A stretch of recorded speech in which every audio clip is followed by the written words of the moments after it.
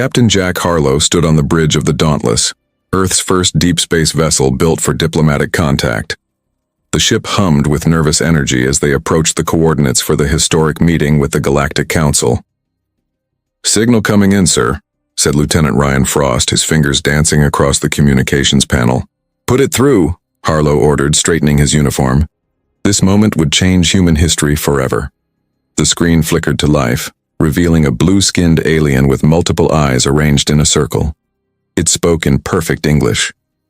"Human vessel, you have entered restricted space. Turn back immediately." Harlow frowned. "This is Captain Jack Harlow of Earth. We received your invitation to meet the Council." The alien's eyes narrowed. "No invitation was sent. Your species is not recognized." Before Harlow could respond, alarms blared across the bridge. "Multiple ships dropping out of faster-than-light travel," shouted Commander Lisa Reeves from Tactical. "They're charging weapons." "Shields up!" Harlow yelled. "Evasive maneuvers!" The first blast rocked the Dauntless, throwing crew members to the floor. Harlow grabbed his chair to stay upright. "Return fire!" he ordered. The Dauntless fought back, but they were outmatched. 3 alien cruisers surrounded them, their weapons tearing through the Earthship's defenses. "Engine room hit," reported Chief Engineer Malik. His voice crackled through smoke and static. "We can't take much more." Harlow made a split-second decision. "Frost, hack their communications. Download everything you can. Reeves, prepare the jump drive." As the ship shuddered under another attack, Frost worked frantically. "Sir, I'm in their system. They've been watching us for centuries. There's data about Earth going back thousands of years." "What?" Harlow rushed to his station. "They classified humans as dangerous primitives," Frost continued, eyes wide with shock. "This wasn't a mistake. They planned to destroy us before we could expand beyond our solar system." Another explosion rocked the ship. The lights flickered. "Jump drive ready," Reeves called out. "But we need to clear their blockade." Harlow pointed to a gap between 2 enemy vessels. "There. Full power to forward shields and weapons. We punch through and jump immediately." The Dauntless surged forward, its remaining weapons firing at the weak point Harlow had spotted. The ship groaned under the strain as enemy fire pounded their shields. "We're through," Reeves shouted. "Jump now," Harlow commanded. The stars stretched into lines as the Dauntless escaped into faster-than-light travel. The bridge fell silent except for the hiss of damaged systems and the moans of injured crew. "Casualties?" Harlow asked quietly. 12 dead, 27 injured, reported the medical officer. Harlow's fist tightened. "Frost, what else did you find?" "Sir, I downloaded their tactical database. The Council has weaknesses, internal conflicts, technological blind spots, and..." Frost paused, his face pale. "They're sending an armada to Earth. They want to make sure we never leave our planet again." Harlow stared at the main screen, now showing their damaged ship limping through space. "Set course for Earth," he ordered. "Maximum speed. We need to warn them." As the Dauntless accelerated toward home, the long-range scanners beeped an alert. Frost checked the readings and looked up, his expression grim. "Captain, I'm detecting hundreds of ships entering our solar system. The Council Armada is already here." 2 weeks after the Dauntless limped back to Earth, Captain Jack Harlow stood in the underground war room beneath Geneva. Leaders from every major nation sat around a massive table, their faces lit by holographic displays showing the Council Armada in orbit. "They outnumber us 10-1, said General Diane Warren, pointing to the red dots surrounding Earth. "And their technology is centuries ahead of ours." "But not in every way," Harlow countered. He pulled up the data Frost had stolen. "The Council has weaknesses. Their ships use quantum communication that's vulnerable to disruption." The room buzzed with urgent whispers. President Chen stood up. "As of this morning, all Earth governments have united under the Terran Defense Alliance. We face extinction if we don't work together." Screens around the room flashed with a new message. The alien transmission cut through all channels. "Humans of Earth," said the blue-skinned council representative. "Your unauthorized expansion ends now. Surrender all space vessels and weapons within 24 hours or face planetary cleansing." Silence fell across the room. Then Harlow stepped forward. They think they know us, he said, but they don't understand what humans do when backed into a corner. 3 days later, Harlow led the first counterattack. Earth's hastily assembled fleet launched from hidden bases on the moon. Scientists had worked non-stop to develop quantum disruption weapons based on the stolen data. All ships maintain formation, Harlow ordered from the bridge of the refitted Dauntless. Remember, we only get one shot at this. The Earth fleet approached Mars orbit where a third of the Council forces were stationed. The alien ships moved to intercept, their weapons charging. They're targeting our lead ships, reported Frost, now Harlow's second in command. Just as we predicted, Harlow said. Deploy the disruptors on my mark. The Council ships fired first. 2 Earth vessels exploded instantly. The bridge crew flinched but held steady. Now, Harlow shouted. Small, unmanned drones shot forward from the Earth fleet. They detonated near the Council ships, releasing waves of quantum energy that scrambled their communications. It's working, Frost yelled. Their formation is breaking. Without their quantum network, the Council ships couldn't coordinate. The Earth fleet surged forward, targeting the confused enemy vessels one by one. All ships, focus fire on the command vessel, Harlow ordered. The battle raged for hours. Earth lost 17 ships, but the Council lost 32.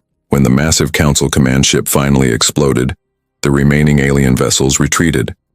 Back on Earth, crowds cheered in the streets as news of the victory spread. But Harlow knew better than to celebrate. They'll be back with more ships, he told the War Council, and they'll adapt to our disruption technology. A communication officer burst into the room. Sir, the Council is requesting an emergency meeting. They want to negotiate terms. President Chen looked to Harlow. What do you think, Captain? Harlow remembered the unprovoked attack on the Dauntless, the 12 crew members who died. He thought of the Council's plans to contain humanity like animals. Tell them no, he said firmly. No negotiations. Not after what they've done. The Council ambassador's face appeared on screen, hearing Harlow's response. For the first time, the alien showed emotion, pure shock. You refuse to meet with the Galactic Council? The ambassador asked in disbelief. No species has ever rejected our authority. Harlow stepped forward. Then maybe it's time someone did. The stolen Council ship cut silently through space, its engines modified to mask their heat signature. Inside, Captain Jack Harlow checked his weapon one last time. 5 minutes to docking, Frost whispered through the comm. He piloted the vessel while Harlow led the infiltration team. Their target, the Council's central archives on Proxima Station. Intelligence suggested it contained secrets about why the Council feared humans so much. Remember, Harlow told his team of 6 elite soldiers, we get in, download the data, and get out. No heroics. The ship docked with a soft thud against the massive space station. Harlow's team moved quickly through the airlock, stunning the 2 guards before they could raise an alarm. Which way? Asked Sergeant Kelly, scanning the alien corridor. Harlow consulted the holographic map. Left, 2 levels down. They moved like shadows through the station, avoiding patrols when possible, silently neutralizing them when necessary. The architecture was strange, curved walls covered in symbols that seemed to shift when viewed directly. These markings, whispered Dr. Patel, their xenolinguist, they're ancient, much older than the Council itself. At the archive entrance, Harlow placed the hacking device Frost had designed. The door slid open with a soft hiss. 30 minutes, Harlow reminded them. Then we're gone with or without the data. Inside, holographic displays filled a chamber larger than a football field. Dr. Patel worked quickly, connecting their devices to the alien interface. I'm in, she said after tense minutes. Downloading now. Harlow stood guard, but his attention was drawn to a display that activated near him. It showed Earth, not modern Earth, but ancient Earth with different continents, and spaceships, thousands of them launching from its surface. Sir, Dr. Patel called, her voice shaking. You need to see this. The download had triggered files about humans. Images showed DNA strands with highlighted sections. According to this, Dr. Patel explained, Earth was home to an advanced civilization millions of years ago. They were spacefaring. Powerful. The Council didn't defeat them. They disappeared. But their genetic memory remains dormant in human DNA. That's why they fear us, Harlow realized. They're afraid that ancient knowledge will reawaken. An alarm blared suddenly. Red lights flashed throughout the archive. "We've been made," Kelly shouted. "Guards coming from both entrances." "Is the download complete?" Harlow demanded. Dr. Patel nodded. "Just finished." "Then we fight our way out," Harlow said, raising his weapon. The first wave of guards rushed in. Harlow's team took cover behind alien consoles, returning fire. The battle was fierce but brief. They were outnumbered. "There's no way out," Kelly said grimly as more guards approached. Suddenly, a new door opened in the wall. A tall, gray-skinned alien with 4 arms gestured urgently. "Humans, this way if you want to live." Harlow hesitated, then made a decision. "Follow him." They raced through hidden corridors, the alien leading them to a small hangar with an unmarked ship. "I am Vex," the alien said once they were safely aboard and launching. "Council Security Director, though after this, former Director. Why help us?" Harlow demanded, weapon still ready. "Because the Council is wrong about humans," Vex replied. "Many of us believe this. There is a faction that wants peace, that believes humans deserve freedom." As they escaped the station, Vex showed them star charts. "These systems will support your resistance. My people will provide technology, intelligence." Harlow studied the alien carefully. "Why would you betray your own council?" "Because of what you carry, Captain," Vex said, pointing to Harlow's head. "Your childhood memories of stars and strange dreams? They were not imagination. You are a carrier, one with active ancient DNA. The Council fears you specifically." Harlow felt the room spin. "What are you saying?" "Your memories were not implanted by your parents or teachers," Vex explained. "They are genetic memories awakening. You carry the knowledge of the ancient ones within you." The space around Jupiter blazed with weapons fire. Hundreds of ships, human and alien alike, clashed in the largest battle of the war. Captain Jack Harlow commanded from the bridge of the Defiance, Earth's new flagship built with technology provided by Vex's rebel faction. "Enemy cruisers breaking through Sector 7, reported Commander Frost, his face illuminated by tactical displays. Harlow studied the battlefield. 6 months had passed since he learned the truth about his genetic memory. The knowledge had changed him. Ancient combat strategies now came to him naturally, as if he'd fought these battles before. "Deploy the Orpheus weapons," Harlow ordered. Officers exchanged nervous glances. The Orpheus system, recovered from ancient human technology, was untested in major combat. "Sir," Frost said quietly, "those weapons were forbidden by the Council for a reason." "The Council started this war," Harlow replied. "They don't get to decide how we finish it." The Orpheus weapons launched, sleek missiles that phased between dimensions, impossible to track or intercept. They struck the Council flagship, causing cascading explosions that rippled through its massive hull. "It worked!" someone shouted as cheers erupted across the bridge. The Council forces faltered as their command ship drifted, powerless. Then something unexpected happened. Dozens of Council vessels changed their identification signals and began firing on their own fleet. Vex's allies, Harlow realized, they're making their move. The battle shifted dramatically. With rebel aliens fighting alongside humans, the Council forces retreated toward Saturn, leaving behind damaged ships and debris. "We've won this round," Frost said, relief evident in his voice. Harlow shook his head. "This isn't over. The Council leadership will—" His words cut off as pain shot through his head. Images flashed in his mind. Vex in danger, Council assassins, betrayal. "Captain?" Frost asked, concerned. Harlow gripped the command chair. "Something's wrong. We need to contact Vex immediately." Before they could act, an emergency transmission came through. Vex appeared on screen, his gray skin pale, blood seeping from a wound in his chest.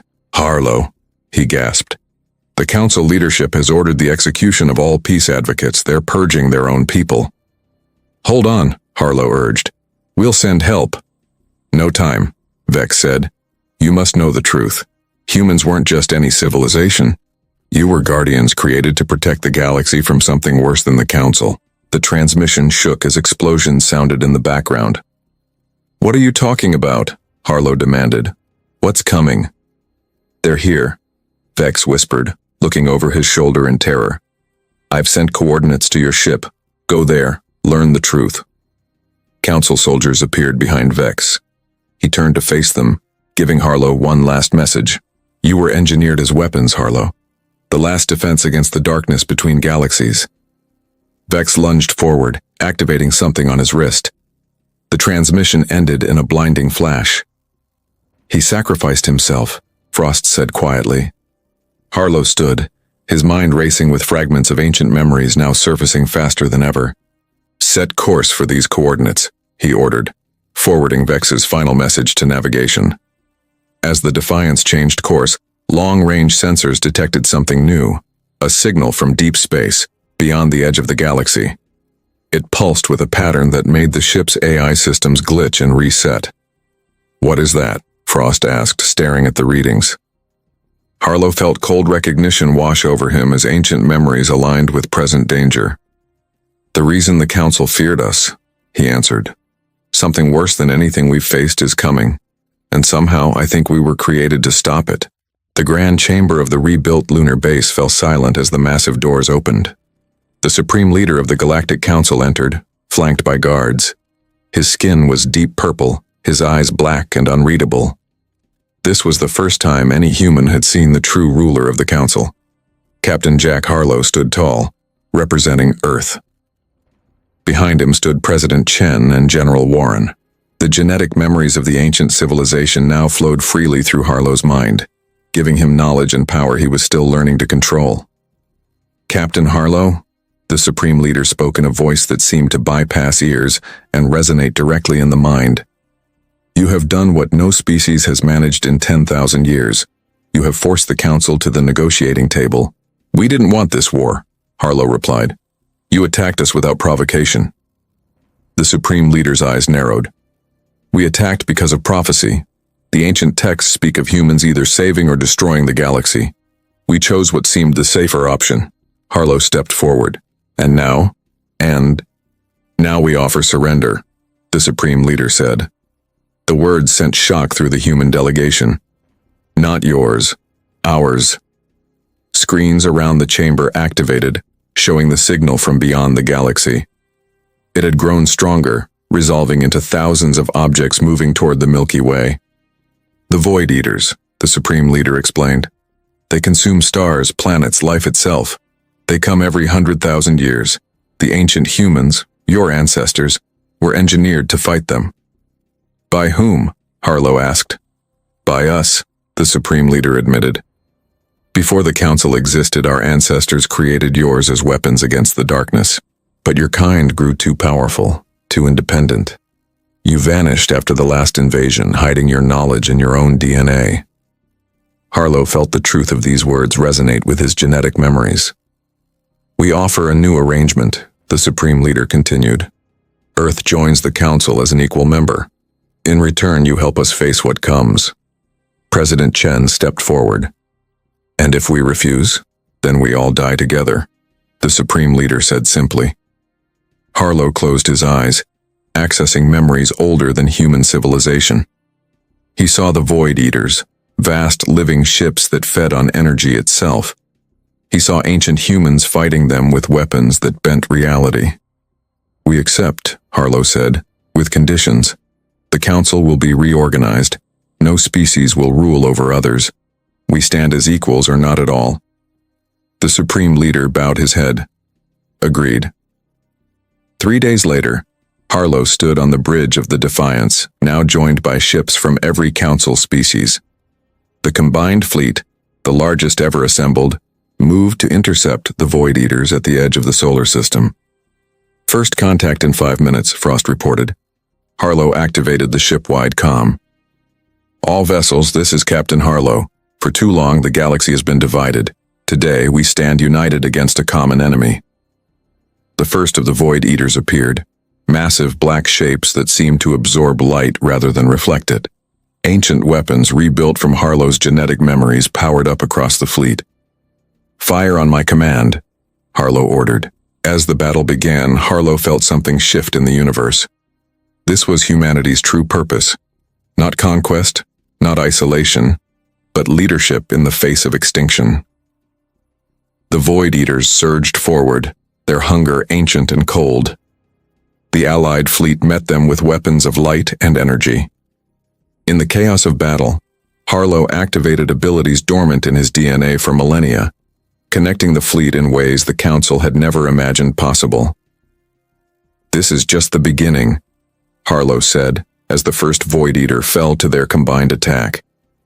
"Humanity's real journey among the stars starts today." Around him, humans and aliens fought side by side against the darkness, writing the first chapter of a new galactic history.